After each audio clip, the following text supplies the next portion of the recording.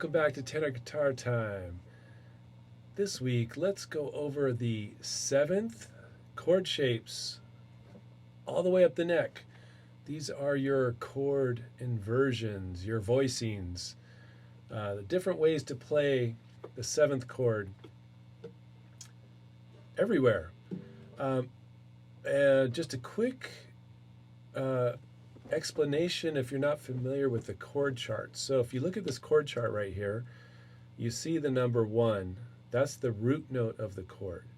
So in that shape, the 1 note is the name of the chord. So if that 1 note is on the A chord and I do my 7th shape, that's your A7th. And so that's how I can find any 7th chord I want anywhere by learning these 5 shapes.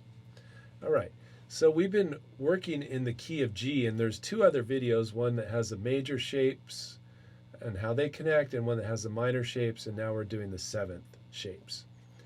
And we're going to use A7th and D7th. And those go with the keys. That's all in the key matching of the other 2 videos. So you can kind of have a complete reference package of your chord shapes, major, minor, and 7th in these 3 videos. All right? So right now, let me show you the A7th chord positions all the way up the neck. Here's the A shape. Now you can also do this one like this. Right? So remember, we're spelling CAGED. So C-A-G. So the G shape is down here. And our root note is right here. Here's our A, where my pinky is. So you just go down 1 step to find where to locate that one. There's your G shape, our E shape.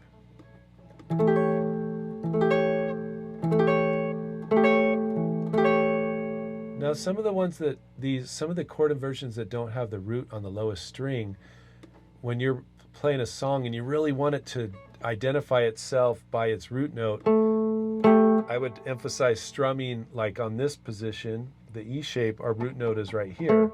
So I would maybe strum the chord from that D string and then hit the low string on a secondary strum, if it matters to you. All right, there's the E shape. Now D shape is a little bit weird because we don't have our root note in the chord. The root note is right here where my pinky is. There's our A note there. So here's our D shape, A7th chord. CAGED ends in D, so now we're back to C. Here's our C shape, A7. Our root note is right there on the 14th. And you could also put your pinky down if you want. C shape, back to our A shape. G shape, and that's really, I can maybe get a little bit higher, but we'll just go as high as this upper G shape today. Here's our root note. All right, now let's look at the shapes, the chord inversions of the D7 chords. Here we go. This form here is the first D7 that most people learn when they're learning mandolin or tenor guitar. Now our root note is the open D string in this form. So if I was to do that on our A shape, it's right here, it looks like this. So when you're doing, when you're fretting the first D7 chord that you're using, in my method, that's the E shape, because you're really doing this one. It's just that the open string is where your first finger would be.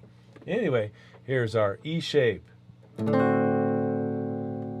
Then our D shape.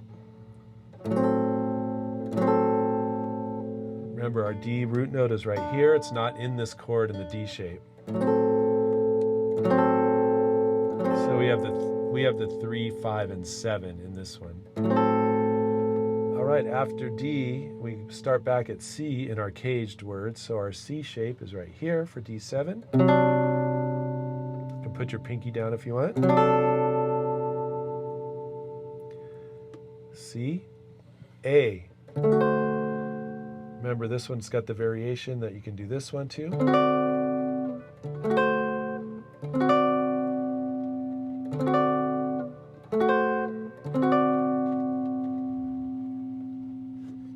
All right, after A, we come back to G, which is right here.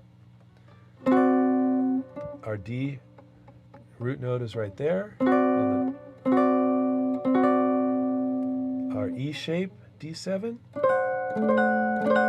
So now we're back to the octave of where we started.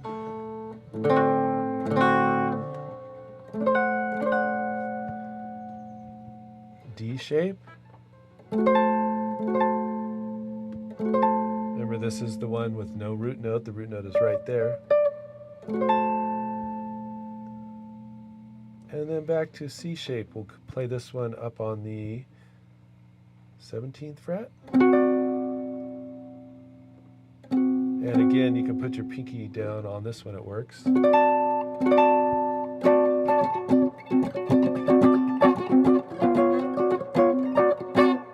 All right, so this is your reference video for your 7th shape chord inversions and how they connect up the neck. Now let's try a simple progression, playing A7 to D7,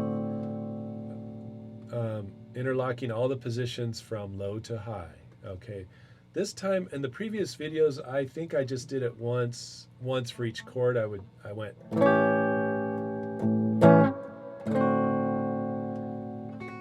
And then I switched to the next position. I think this time we'll do the chord change twice, A7, D7, in each position before we switch, because the 7th chords are a little trickier to finger, and the root notes are sometimes a little harder to find. So we'll do them twice this time just so you can get them into your memory banks. All right. Thanks for joining me on Tenor Guitar Time. Try to implement these shapes into songs that you're playing. And also, let me know if you have any questions about the chord shapes, if you have songs you want to learn, or anything else about the tenor guitar.